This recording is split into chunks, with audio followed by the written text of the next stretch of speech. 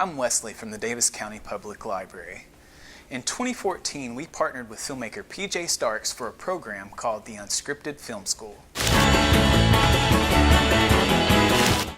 It allowed patrons interested in filmmaking to join a crew of experienced filmmakers to shoot a movie inside the library. Well, I'd sure like to see you fall. You're a prig. That film was Volumes of Blood, which recently turned 4 years old. King of the neighborhood. I'm ugly. I served as an associate producer on the film and also had a small role. We tell ya.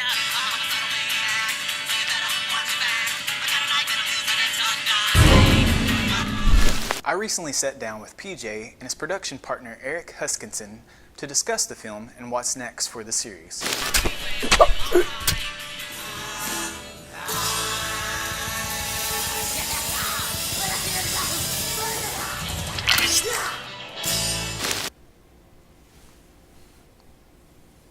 Anyway, here's what they had to say.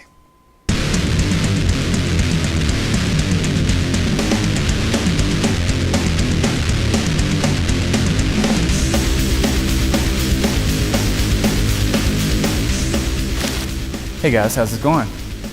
Eric, PJ. Had a few questions about Volumes of Blood for you. So it's been 4 years since filming of Volumes of Blood began.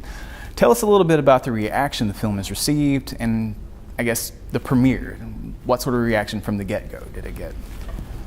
So when we made the movie, which was here, and we really didn't know what the reaction was going to be, because it's not your atypical horror film. There's a lot of different types of genre nods going on. So there's some drama, there's some comedy, maybe a little bit more comedy in some spots than what some people would like. But at the end of the day, we really didn't know what the reaction was going to be. So we finished the film. We had the premiere at the Owensboro Convention Center. We had about close to 400 people show up, which I think floored everybody. Right. None of us anticipated that many people showing up. And honestly, the reaction from the audience was exactly what we were wanting. Mm-hmm. I mean, people laughed when they were supposed to laugh. I actually saw some people jump. He sat in the very back, and I hadn't talked to him about it, but I didn't know what he was doing, why he was back there. There was plenty of seats, so I sat with my family because I hadn't seen the film. Mm-hmm. I mean, he had showed me pieces of it, but I had never seen it, completely edited, so I was excited to sit and watch the movie. I'm sorry, I was just Just sleeping? Yeah. While watching Murder, Death, Killer 3, Ah. Dead of Autumn. Murder, Death, Killer 3, Dead of Autumn. Can anyone in the class tell me why Mr. Loomis is about to fail? I think they know. Yeah. Why don't you keep your trashy horror films at home, okay? So we started getting reviews for the film, and they were good, and then they got better, and then they got better, and they stayed good, and it was consistently good reviews. Honestly, for the first film, I don't really believe that we got, in that first year and a half, it was really getting out there to get reviewed, and in festivals and things, there was no bad reviews that I can remember. Right. And I even remember talking to one of the directors at one point, and I was like, man, I'm actually kind of looking forward to getting a bad review so we can have something else to read or talk about, I would reach out to people and be like, what did you hate about? I would reach out to those reviewers and go, man, thank you so much for these kind words. But did you hate anything about it? What did you not like? What can we do better? And because that's how you get better as a filmmaker, is through constructive criticism. So, so if someone says, hey, I don't like what you did, but here's why I didn't like it, and here's potentially what I think you could do to maybe change that. And if you're able to pull one little tiny bit out of what they say, then that could make you a better filmmaker. Absolutely. And according to most of the reviews, we had kind of peaked at Volumes of Blood. Right. So, It's time to retire. Yeah, it's time to stop, but we did not stop. Okay, so you've touched on this a little bit, but tell us how Volumes of Blood is different from other horror anthologies. Do you want to take this as I've talked quite a bit? You can take this one because this is more his forte here, and when you did it, I mean, it's your storyline and you set it up to be different. I mean, Thank you, Eric. well, I mean, from my perspective, how it's different, I'll do that. From my perspective, how it's different is, and PJ has said this before, a lot of your anthologies out there are just different stories thrown together. Somebody throws a name on it, and boom, it's an anthology. But what PJ did with Volumes of Blood is he took stories that somehow all go together, even though they're completely different stories, different horror genres. At some point, somehow they're all tied together, even though they're completely different. And I think that's what makes these great, actually, because you're not just watching here's a story and then here's another story. You're watching different stories, but you're getting this backstory that goes on in between. And I think that's really cool how that works. And I think that's what really people like about it in a sense, because the wraparound stories in these is you keep going back and forth. So you're not just story after story. It all ties together, and it makes your mind think, and you're going with it. And it's kind of cool how he collaborated with all the stories to make it all come in one cohesive piece.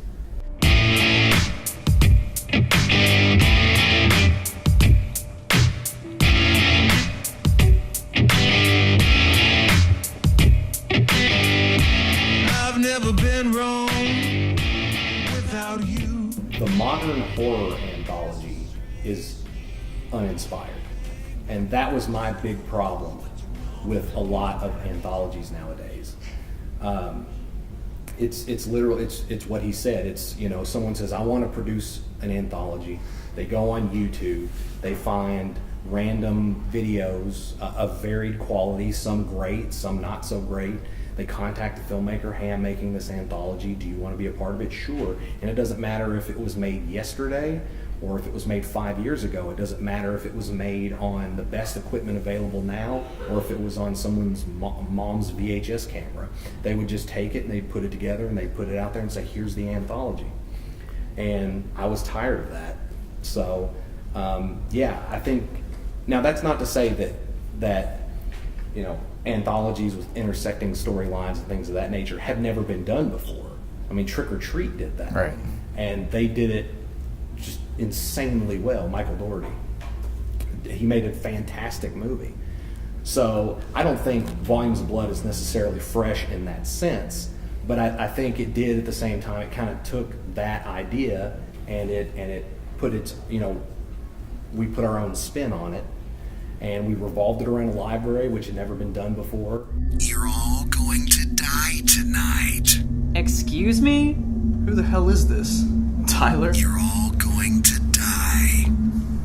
Speaking of the devil, has anyone talked to Tyler yet? He texted me about 10 minutes ago and said he'd be late. Probably caught up getting, with a librarian. That guy's an ultra perv.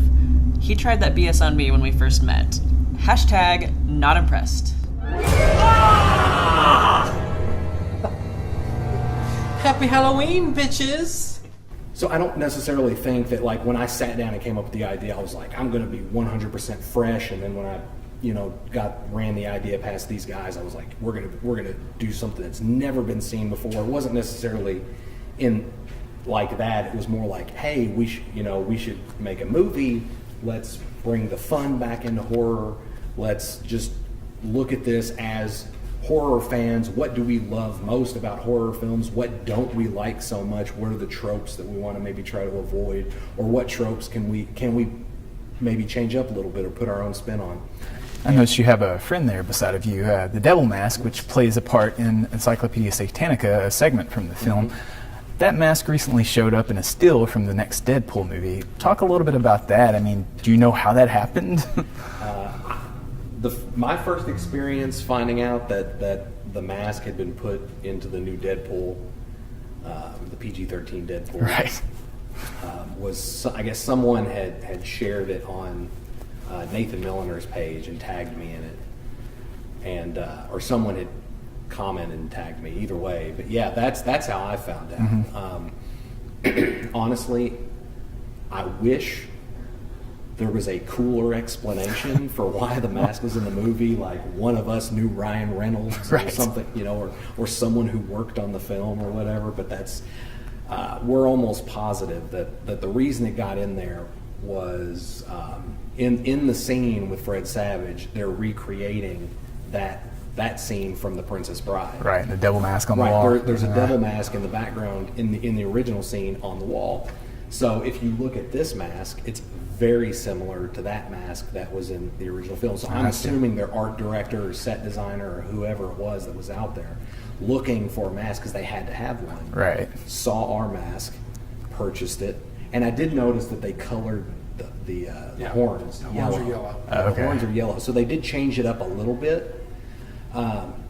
So it has been modified, but either way, I mean, it's still in the movie. Right. And we are now 1 degree from Ryan Reynolds, and I'm going to have that as my epitaph on my tombstone.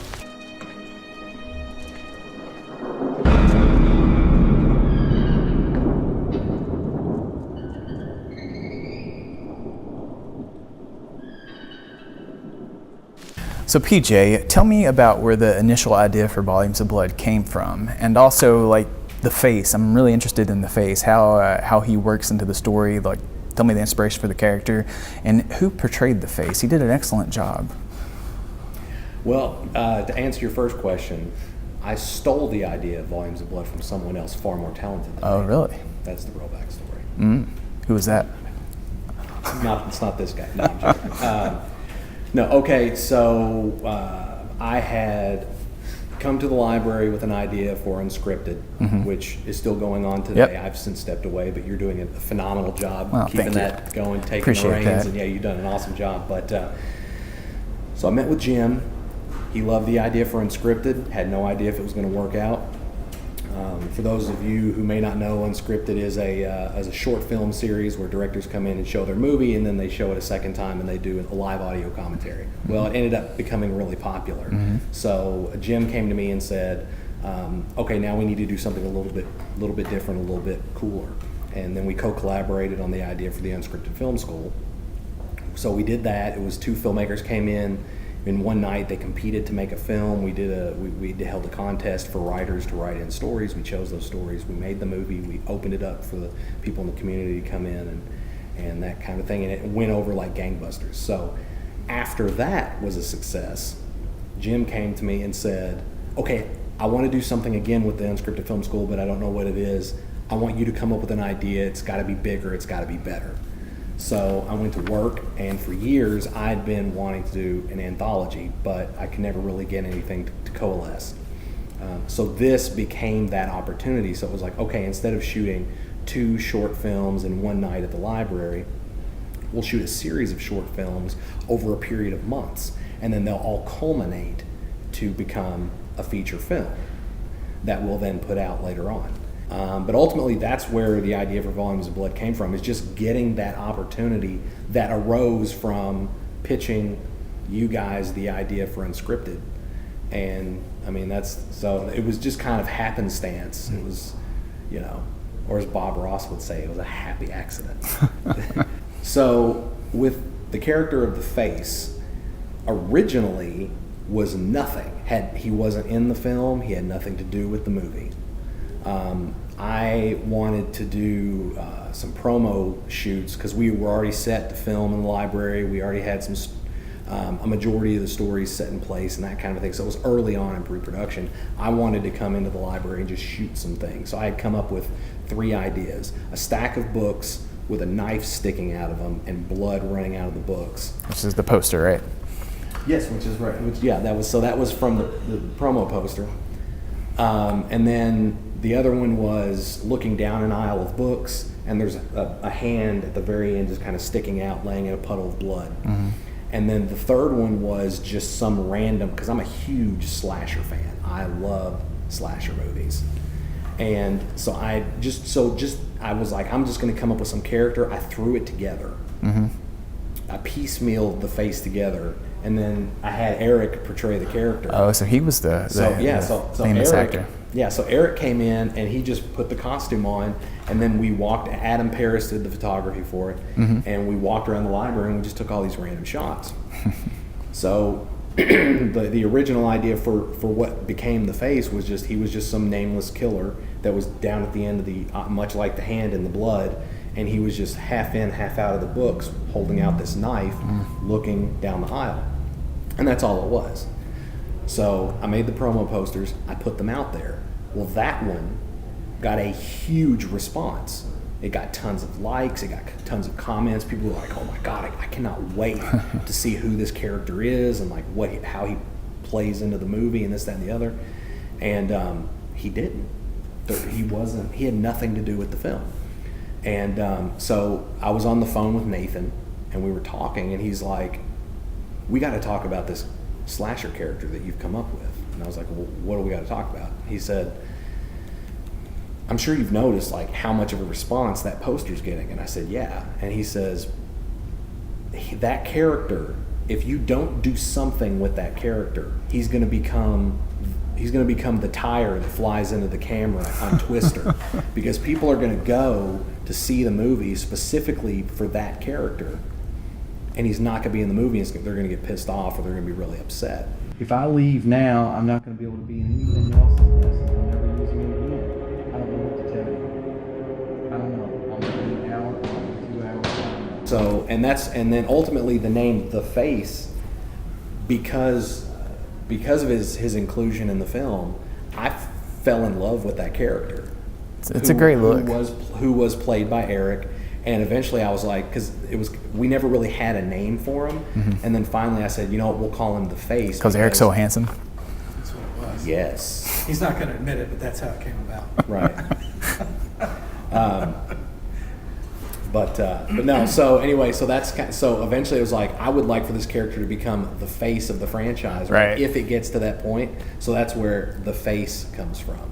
Eric, tell us about portraying The Face. What was that like? I guess this was your first performance? Well, yeah, PJ had, I kind of begged PJ to be a part of Volumes of Blood.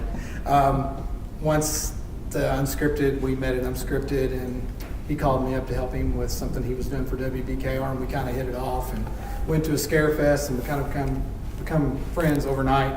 The WBKR thing, that was the zombie documentary, yeah, right? Yes, it was. Which was the first thing I actually worked on PJ with as a zombie. We went to Scarefest not long after that, and like I said, became really good friends. And then Volumes of Blood started coming up, and I was like, man, I've got to be a part of this. I was begging and pleading, what can I help you with? What do you want me to do? I'll do anything. Just let me know. And so, I mean, that's part of the joke in the movie. You see me wearing a T-shirt that says PJ's assistant on the back, which is it's an ongoing joke, but it's a little more colorful in the movie. Yeah, a little more colorful in the movie without giving these spoiler rights. So when he brought up, he goes, I want you to play The Face. I'm like, what do you mean? He goes, well, there's this character, we're going to do some pictures, and I'm like, all right. And I was like, well, what do I need to do? He said I needed to wear all black, and we looked at the mask, I think, and we were trying to figure out what to do with it. So I brought 2-3 different pairs of boots. wore all black, and he picked out the boots, and they were these old-looking 80s work boots. And I had a couple of hoods, and we tried it, and the one that we're using now is still the same one, and it just fit perfect.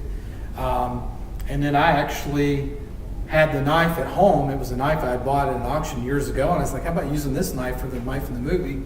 And that's actually the knife, so we got some duplicates of that.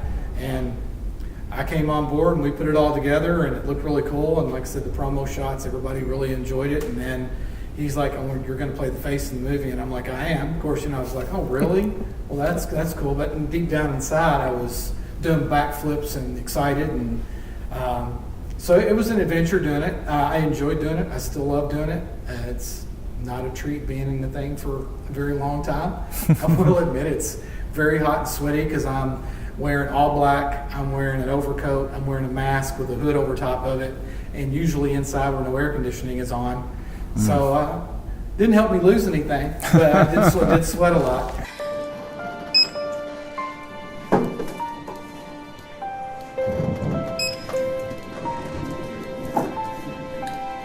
There need to be shelved.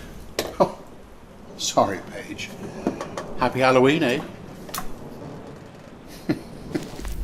All right, to finish up, let's talk about the sequel, Volumes of Blood Horror Stories, which was released in 2016. Tell us where we can see that and what we can expect from Volumes of Blood 3, which I know y'all aren't in pre-production yet, or are you? Or like? Yeah, on the third one we are in pre-production now. For anyone who might be interested on how they can see the first Volumes of Blood, you can. Some family video locations may have it. You can go to. We just recently did a special Blu-ray Collector's Edition re-release of Volumes of Blood. It's the release we wanted the first time it came out, but it's through Scream Team Releasing.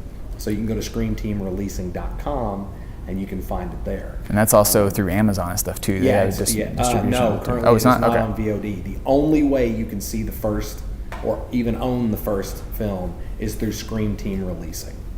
That will be coming in the near future, but right now it's just physical copies that are available. Right. Cool. And then you can also check the first one out at your local public library. Yeah, Davis County Public Library, I do hear, has a copy of both. Not tonight, it's checked out. Is it? Yeah. I did that to make it look good before the series.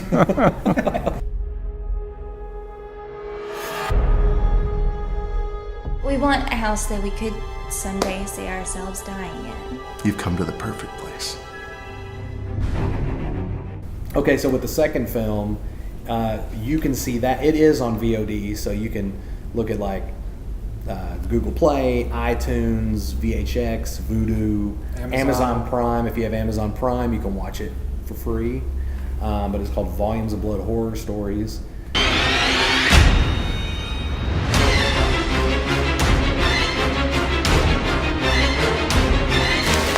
It's not a direct continuation of the first Volumes of Blood.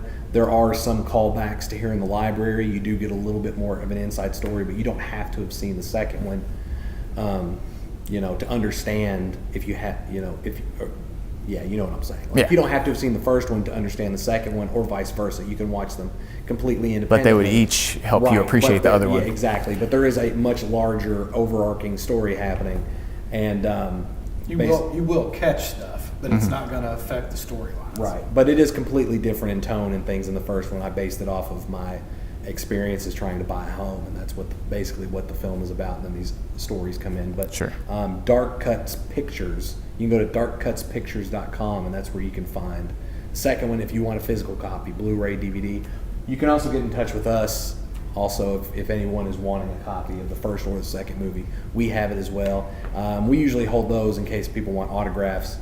But let's face it, who really wants our autograph? We have a lot left. Yeah. It goes down in value when we sign it. So we make sure to warn everybody about that. But anyway, so as far as the third film is concerned, we're in pre-production on it now. We have cast a majority of the film already. We have only have a few roles left open. We have started doing some location scouting. The script is entirely done. I personally feel like it's, of the three films total, once we finally get done, I think it'll be the strongest one in terms of narrative, in terms of story structure and characterization and all of that. I think it's the strongest and probably best written. And I co-wrote it along with Jason Turner and Gina Campbell, and Jared Brito came in, and we had held a contest where we were like, the idea was, we're horror fans, but it doesn't always have to be our ideas, right, or my ideas. So it was like, let's reach out to the horror community and see if we can get anyone interested in writing a story for the project. So we put it out there on all social media, all the big websites like Play Disgusting and Dread Central and all that, and we got a pretty awesome response from it, and we got a ton of stories that we ended up having to go through. It was like, I think it was like 30 or 40 stories ultimately is what we ended up getting.